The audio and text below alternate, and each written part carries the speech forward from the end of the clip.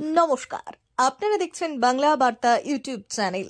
জানাবো আজকের বাছাই করা কিছু গুরুত্বপূর্ণ খবর। প্রধান সংবাদগুলি জানার আগে শুরুতেই দেখে নিন আজকের হেডলাইন্স।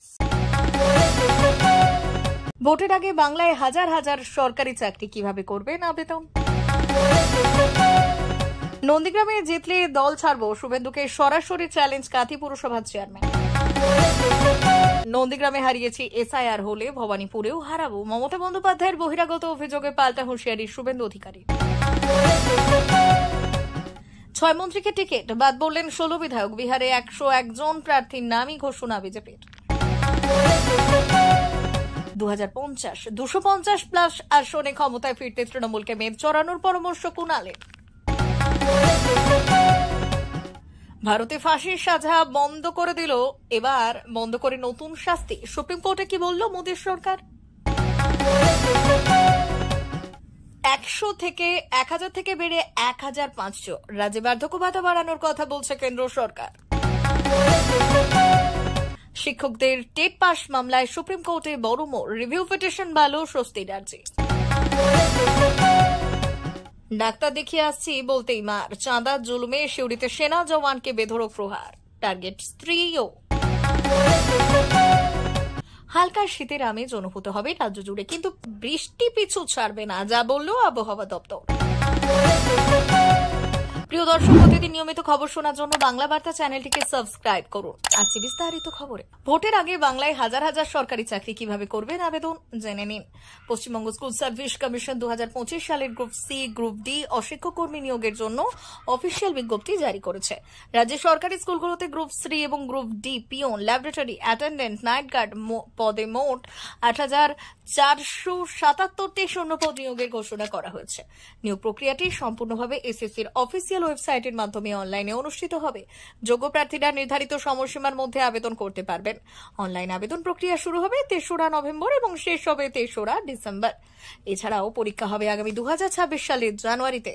নন্দীগ্রামে জিতলে দল ছাড়বো, শুভেন্দুকে সরাসরি চ্যালেঞ্জ কাঁথি পুরসভার চেয়ারম্যানের। বিরোধী দলনেতা শুভেন্দু অধিকারী যখন ভবানীপুর থেকে মুখ্যমন্ত্রী মমতা বন্দ্যোপাধ্যায়কে হারানোর হুঁশিয়ারি দিচ্ছেন, ঠিক সেই সময় পাল্টা তাকে সরাসরি চ্যালেঞ্জ ছুড়ে দিলেন পূর্ব মেদিনীপুরের কাঁথি পুরসভার চেয়ারম্যান সুপ্রকাশ গিরি। তৃণমূলের এই নেতার চ্যালেঞ্জ হল 2026 সালের বিধানসভা নির্বাচনে শুভেন্দু অধিকারী যদি নন্দীগ্রাম আসন থেকে জয়লাভ করতে পারেন, তবে তিনি দল ছেড়ে দেবেন। উল্লেখ্য, 2021 সালের বিধানসভা নির্বাচনে শুভেন্দু অধিকারী নন্দীগ্রাম কেন্দ্র থেকে মুখ্যমন্ত্রী মমতা বন্দ্যোপাধ্যায়কে পরাজিত করেছিলেন। এরপর থেকে এই আসনটি পুনরুদ্ধারে মরিয়া তৃণমূল নেতৃত্ব। রামনগর 2 নম্বর ব্লকে তৃণমূলের বিজয় সম্মেলনের অনুষ্ঠানে আগামী 2026-এর নির্বাচন নিয়ে রণকৌশল আলোচনা শেষে সংবাদ মাধ্যমের সামনে শুভেন্দু অধিকারীকে সরাসরি এই চ্যালেঞ্জ ছোড়েন বর্ষিয়ান তৃণমূল নেতা অখিল গিরির পুত্র সুপ্রকাশ গিরি। কাঁথি পুরসভার চেয়ারম্যান সুপ্রকাশ গিরি বললেন, শুভেন্দু অধিকারী যদি সত্যিই সাহস থাকে তবে নন্দীগ্রাম থেকে যেতে দেখাক, যদিও যেতে আমি দল ছেড়ে দেব। তার এই মন্তব্যে অনুষ্ঠানে উপস্থিত তৃণমূল নেতাদের মধ্যে আলোড়ন সৃষ্টি হয়। যদিও শুভেন্দু অধিকারী নিজে 2026-এ নন্দীগ্রাম থেকে প্রার্থী হবেন কিনা তা এখনো স্পষ্ট নয়, কারণ তিনি বারবারই ভবানীপুর থেকে মুখ্যমন্ত্রী মমতা বন্দ্যোপাধ্যায়কে হারানোর হুঁশিয়ারি দিচ্ছেন। এদিনও শুভেন্দু অধিকারী বলেছেন তিনি ভবানীপুর থেকে মমতা বন্দ্যোপাধ্যায়কে 20,000 ভোটে হারিয়ে দেখাবেন। শুভেন্দুর এই ভবানীপুর হুঁশিয়ারির মাঝে সুপ্রকাশ গিরির নন্দীগ্রাম চ্যালেঞ্জ আসন্ন বিধানসভা নির্বাচনের আগে দুই দলের মধ্যে রাজনৈতিক চাপানোত্তর আরও বাড়িয়ে দিল। নন্দীগ্রামে হারিয়েছি, এসআইআর হলে ভবানীপুরেও হারাবো, মমতা বন্দ্যোপাধ্যায়ের বহিরাগত অভিযোগে পাল্টা হুঁশিয়ারি শুভেন্দু অধিকারী। ভবানীপুর কেন্দ্রে বহিরাগত ভোটারদের নিয়ে আসন ভরিয়ে তোলার অভিযোগ করেছিলেন মুখ্যমন্ত্রী মমতা বন্দ্যোপাধ্যায়। মুখ্যমন্ত্রীর এই মন্তব্যের পরই তাকে পাল্টা দিয়ে চরম আক্রমণ জানালেন বিরোধী দলনেতা শুভেন্দু অধিকারী এবং রাজ্য বিজেপির সভাপতি সুকান্ত মজুমদার। শুভেন্দু চ্যালেঞ্জ, নন্দীগ্রামে হারাবো, নন্দীগ্রামে হারাবো, ভবানীপুরেও হারাবো।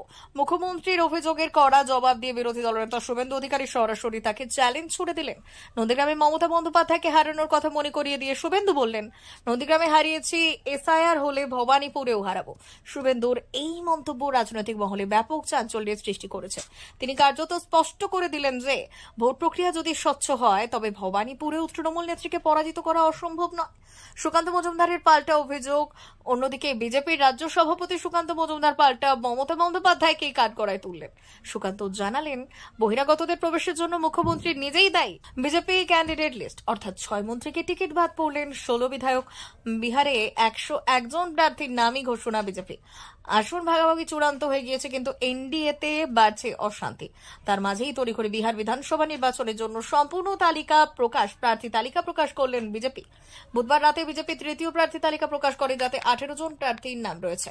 250 আসনে ক্ষমতায় ফিরতে তৃণমূলকে মেদ ঝরানোর পরামর্শ কুণালের।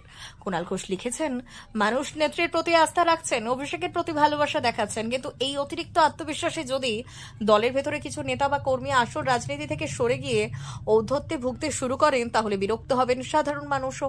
তাই সময় এসেছে আত্মসমালোচনা। 250+ আসন সম্ভব, তবে সতর্ক থাকতে হবে। কুণাল ঘোষের মতে তৃণমূল সরকারের জনপ্রিয়তা এখনো অটুট। মমতা বন্দ্যোপাধ্যায়ের সরকার রাজ্যে যে পরিমাণ কল্যাণমূলক প্রকল্প চালু করেছে তার সুফল সাধারণ মানুষ পাচ্ছেন।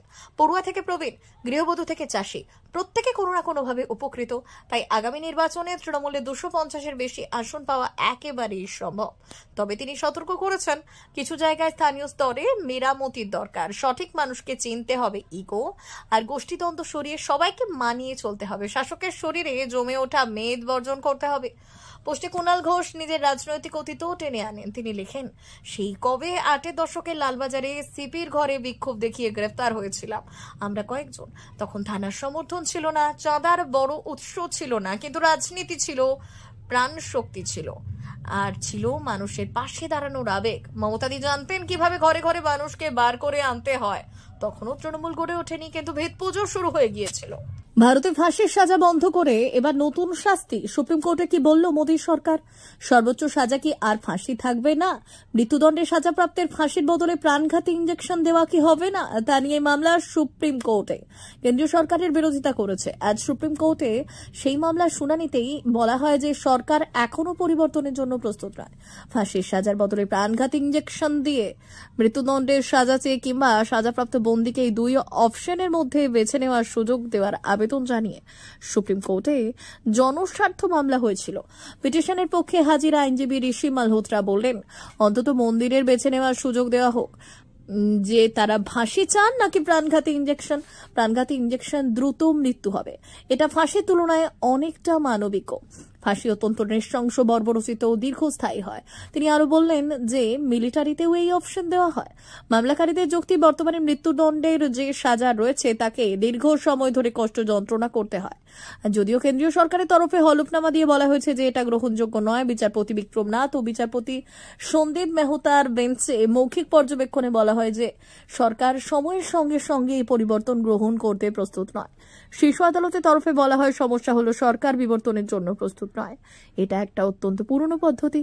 সময়ের সঙ্গে সঙ্গে সবকিছু বদলেছে। সরকারের তরফে উপস্থিত আইনজীবী সোনিয়া মাথুর পাল্টা হলফনামায় উল্লেখ করে বললেন যে বন্দীদের এই বাছাই করার সুযোগ দেওয়ার সঙ্গে নীতিগত সিদ্ধান্ত জড়িত। 1000 থেকে বেড়ে 1500 রাজ্যে বার্ধক্য ভাতা বাড়ানোর কথা বলেছে কেন্দ্র সরকার। বার্ধক্য ভাতা এই প্রকল্পের আওতায় 60 বছর বয়সের ঊর্ধ্বে রাজ্যের মানুষকে মাসিক 1000 টাকা করে ভাতা প্রদান করা হয়ে থাকে। এবার সেই অঙ্কটা বাড়ানোর জন্য রাজ্যকে নির্দেশ দিতে পারে কেন্দ্র। বর্তমান পত্রিকার রিপোর্ট অনুযায়ী সামাজিক সুরক্ষায় বার্ধক্য ভাতা আগামী দিনে 1500 টাকা করার কথা বলেছে কেন্দ্র সরকার। আপাতত রাজ্য সরকার এই খাতে প্রত্যেকের অ্যাকাউন্টে 1000 টাকা করে বার্ধক্য ভাতা দিয়ে থাকে। সেই অঙ্কটা বাড়ানোর জন্য বলেছে কেন্দ্র। এদিকে নবান্নের এই ভাতা বৃদ্ধির বিষয়ে সমস্যা না থাকলেও তোলা হচ্ছে বঞ্চনার প্রশ্ন। বারংবারই কেন্দ্রের বিরুদ্ধে বাংলাকে বঞ্চনার অভিযোগ সামনে আসে। 100 দিনের কাজ, আবাস যোজনা সহ বহু প্রকল্পে টাকা এখনো কেন্দ্র আটকে রেখেছে বলে অভিযোগ। এই পরিস্থিতিতে কেন্দ্রের টাকা বানানোর নিদানে রাজ্যের সমস্যা বাড়বে বলেই অভিযোগ। শিক্ষকদের টেট পাস মামলায় সুপ্রিম কোর্টে বড় মোড়, রিভিউ পিটিশন বাড়ল স্বস্তির আর্জি। রাজ্যের প্রাথমিক এবং উচ্চ প্রাথমিক শিক্ষকদের টেট পাস বাধ্যতামূলক করা সুপ্রিম কোর্টের রায়ের প্রেক্ষিতে নতুন মোড়। 1 সেপ্টেম্বর 2025 থেকে 2 বছরের মধ্যে টেট পাস করার নির্দেশ পুনর্বিবেচনার আর্জি জানিয়েছে রাজ্য সরকার। পাশাপাশি সুপ্রিম কোর্টে একটি গুরুত্বপূর্ণ মডিফিকেশন অ্যাপ্লিকেশন দাখিল করা রয়েছে, যেখানে 2010-11 বিজ্ঞপ্তির আগে নিযুক্ত শিক্ষকদের ছাড় দেওয়ার আবেদন জানানো হয়েছে। ডাক্তার দেখিয়ে আসছি বলতেই মা, চাঁদার জুলুমে সিউড়িতে সেনা জওয়ানকে বেধড়ক প্রহার, টার্গেট স্ত্রীও। অসুস্থ 5 মাসের সন্তানকে ডাক্তার দেখাতে নিয়ে যাওয়ার পথে চাঁদার জুলুমের শিকার হলেন এক কর্তব্যরত সেনা জওয়ান। কালীপুজো চাঁদা দিতে না চাওয়ায় আসলে পরে দেবেন বলায় সিউড়িতে জওয়ানকে বেধড়ক মারধরের অভিযোগ উঠেছে স্থানীয় একটি ক্লাবের সদস্যদের বিরুদ্ধে। শুধু তাই নয়, জওয়ানের স্ত্রীকেও হেনস্থা করা হয় এবং তাকে তার মোবাইল ফোন ভেঙে দেওয়ার চেষ্টা করা হয় বলে অভিযোগ। কাশ্মীরে কর্মরত গোপীনাথ দত্ত নামে ও সেনা জওয়ান বর্তমানে ছুটিতে বাড়িতে এসেছিলেন। জানা গেছে, দুবরাজপুর থেকে সিউড়িতে 5 মাসের অসুস্থ বাচ্চাকে ডাক্তার দেখাতে স্ত্রীকে সঙ্গে নিয়ে টোটোয় করে যাচ্ছিলেন তিনি। মাঝপথে স্থানীয় 5 পল্লী ক্লাবের সদস্যরা টোটোটি আটকান এবং কালীপুজোর জন্য চাঁদা চান। সেনা জওয়ান গোপীনাথ দত্ত অভিযুক্তদের জানান যে তিনি ডাক্তার দেখিয়ে ফেরার পথে চাঁদা দেবেন, কিন্তু চাঁদা চাইতে আসা ব্যক্তিরা তা শুনতে রাজি হননি। তৎক্ষণাৎ চাঁদা না দেওয়ায় শুরু হয় বচসা। অভিযোগের পরেই জওয়ানকে বেধড়ক মারধর করা হয়, এমনকি তার স্ত্রীকে হেনস্থা করার পাশাপাশি তার মোবাইল ফোনও ভেঙে দেওয়ার চেষ্টা করা হয় বলে অভিযোগ। হালকা শীতের আমেজ অনুভূত হবে রাজ্য জুড়ে, কিন্তু বৃষ্টি পিছু ছাড়বে না, যা বলল আবহাওয়া দপ্তর। বর্ষা বিদায় নিয়েছে, এই মুহূর্তে রাজ্য জুড়ে হালকা শীতের আমেজও চলে এসেছে বলা যায়। যদিও এখনো আনুষ্ঠানিকভাবে শীতকাল আসেনি, তবু পারদ সামান্য নামতে শুরু করেছে। তাই প্রশ্ন উঠছে, কবে জাঁকিয়ে নামবে এই শীত? আলিপুর আবহাওয়া দপ্তরের পূর্বাভাস অনুযায়ী কনকনে শীত পড়ার আগে ফের বৃষ্টি হবে এই সপ্তাহান্তেই, তা হওয়ার কথা। ইঙ্গিত মিলেছে রাজ্যের বেশ কয়েকটি জেলায় বৃষ্টি হতে পারে। শনিবার ও রবিবার দার্জিলিং, কালিম্পং, জলপাইগুড়ি, 24 পরগনা এবং পূর্ব মেদিনীপুরে হালকা থেকে মাঝারি বৃষ্টির সম্ভাবনা রয়েছে। কোথাও কোথাও বজ্রপাতও হতে পারে। আবহাওয়াবিদদের মতে বঙ্গোপসাগর সংলগ্ন উপকূলীয় অঞ্চলে বৃষ্টির প্রভাব বেশি পড়বে।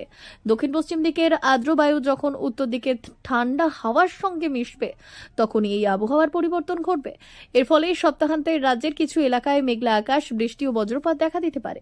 উত্তরবঙ্গে শুক্রবার পর্যন্ত আকাশ পরিষ্কার থাকবে, আবহাওয়া মূলত শুষ্ক। যদিও দিনের তাপমাত্রায় তেমন পরিবর্তন হবে না, তবে সকাল ও রাতের দিকে হালকা ঠান্ডা অনুভূত করা হবে। দক্ষিণবঙ্গে শুক্রবার পর্যন্ত বৃষ্টির সম্ভাবনা নেই। উপকূলীয় জেলাগুলিতে আকাশ মাঝে মাঝে মেঘলা হতে পারে, তবে বড় কোনো আবহাওয়াগত পরিবর্তন নেই। বাতাসে আর্দ্রতা কিছুটা বেশি থাকবে, কিন্তু অস্বস্তির পর্যায়ে নয়। গোটা রাজ্য জুড়ে সকালের দিকে কিছু এলাকায় হালকা কুয়াশা এবং রাতের দিকে শিশির পড়ার সম্ভাবনা থাকলেও আপাতত বড় কোনো তাপমাত্রার হেরফের নেই বলে জানিয়েছে হাওয়া অফিস। প্রিয় দর্শক, এখনকার মতো খবর এই পর্যন্তই। ধন্যবাদ।